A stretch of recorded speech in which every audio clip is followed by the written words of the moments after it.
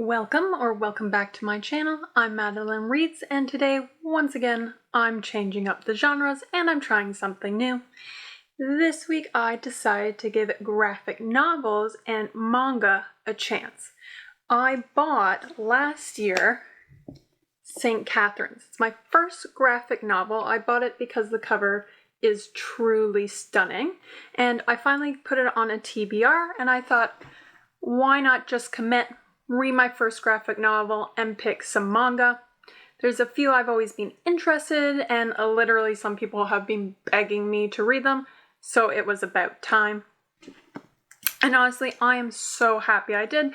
This is probably the best reading week of the entire month. I liked all of these. I read St. Catherine, duh.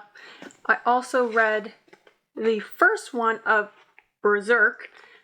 Absolutely loved this. People have been begging me to read this. And then I also read Full Alchemist Volume 1, since I did watch the anime of that and absolutely loved it. But let's get into the reviews of these books from best and honestly second best. There wasn't a single one I didn't like this week. Let's start with Berserk. This is about Guts. He is called the Black Swordsman for the very large, abnormally large sword that he carries around with him.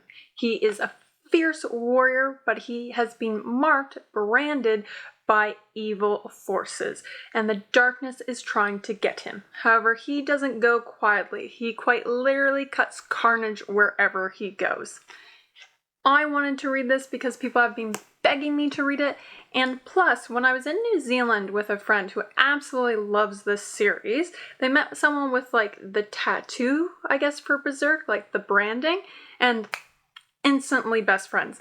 They talked for a whole 24 hours, very little food, no sleep, and I like a lot of my books, but I don't think I could talk to a stranger for that long about it, so I just had to see what it was all about, and now that I have, I get it. Easy 5 stars. In fact, it is my favorite book of the year so far, and it feels a little strange to say that. I feel like for this rest of the month I've been complaining about how dark and trauma dumpy all my books have seemed, and yet this one is extremely violent. All the trigger warnings are in this book. All of them. Just list all of them. They're in this. I think the first one's not as bad, but I definitely know as you go on, it gets way worse. And yet, for some reason, it just, I don't know, works better. I think because this is a fantasy world, it is horror, it is immersive in the story, it's there for the plot, it feels, this is the wrong word to use, but fun. Whereas some of the other stuff that's set in our real world just feels a little bit like they're using it to manipulate my feelings, to try to make me feel sad and trauma dump, which I don't like. So I think that's the difference. I think I love the nihilistic approach this has. I think the violence is really well done and the art is beautiful. So if you can handle that, I do very recommend this series. However, if you don't like violence of any sort or any of the trigger warnings, do not read this. This is very, very dark, very nihilistic in its approach. However, I liked it so much. I don't know if you can tell, I'm actually holding the second one already. I immediately went out and I got the second one. Then I have St. Catherine's. This one is about Catherine. She is a recovering Catholic, I guess you could say, or struggling Catholic. Basically, in the city, she lives a pretty secular life now that she's away from her family, except that she goes to Mass every Sunday. However, she doesn't go because she wants to or because of her beliefs. She goes due to fear. She thinks if she misses it, something bad's going to happen. Unfortunately, the first time she does end up missing Mass, she becomes possessed by a demon, and she has to figure out how to be a good person. I will say that the artwork is stunning. This was 4 stars. It's 4 stars from the artwork alone. I also did really like the story. However, I will say it dealt less with kind of religious trauma that I thought it would deal with, and it is much more kind of her own internal battles, her own core beliefs, and dealing with her own guilt from something she did wrong, which was still really enjoyable. It's also pretty light on the horror. Like, the demon itself is actually pretty cute and kind of works more as just like someone for her to bounce around her ideas and talk to and express those kind of remorse and guilt and kind of talk to and struggle to of how to become a better person. So if you don't like horror, I would still recommend this. It's pretty light in that area. And it does like very lightly touch on kind of religious hurt, like how her mom tries to control her beliefs, and how she's trying to create her own. So I do appreciate that.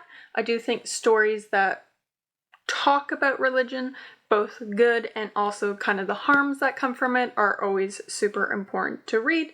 It's important to know how we're benefiting people and harming people with any beliefs that we have. And it's always good to continue to learn and push back on our own beliefs. It's how you make them stronger. It's how you create your own moral beliefs, and how I think we strive to be better people. So I would highly recommend this. Next, I read Fullmetal Alchemist. This one I really enjoyed. I picked it up because I absolutely loved the anime. However, I do think it suffered from being the last one I read.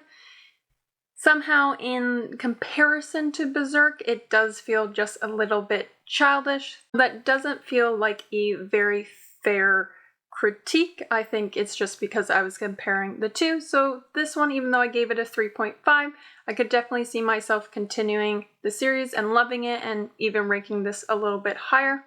I think it's just definitely not as dark. It still has mature themes to it. It just does have a little bit more humor, some more fluff to it. What it is it's about two brothers. The one brother, he has lost his arm and his leg, and his other brother actually doesn't have a body at all. He's a bound spirit to armed body. They were trying to do an alchemy ritual that went wrong, and unfortunately they had to pay a very high cost for it. Now this is them years later, and the one brother with a physical body is a state alchemist, and they're traveling around together trying to find the Philosopher's Stone that they help will make both of them whole, so that he can get his arm and leg back and the brother can get his original body back. So very, very interesting concept. I absolutely love anything with really well done alchemy, and this really does hit that spot for me. I also do like the humor, so that's why I say calling it childish really isn't fair. I think my only actual true critique of the volume 1 is that there's one chapter in here that does feel like fluff. It doesn't feel like it continues or progresses the story at all. So that's why I think the rating's a little bit lower, but I think I could go anywhere from a 3.5 to a 4. Again, if I continue the series at some point, I know I'll love it. I just think for right now, if I'm going to continue reading this style, it's definitely going to be to continue this series. And there's just so many of these, it's going to take me a while. Overall, I really enjoyed both these styles. I'm kind of sad that it took me this long to read them. I think I had that crazy notion that, why would I pay money for so little pages? Even though I do really appreciate the art, so that was pretty silly. I also think I was intimidated by how many volumes there are. But I got through these pretty quick, and it was a really, really nice read, especially at night. So I think this will be something I continue on my own. I probably won't make a ton of videos about them. I think at most maybe when I'm done a series, but I will definitely in my spare time be continuing. Since I did really like these, if you guys are into either graphic novels or manga and you have recommendations, please put a comment down below. I would love to look up more. This was so much fun. I do think I gravitate more towards adult horror ones, so especially if you have any recommendations for those, I would love to hear it. And we'll see you in the next one.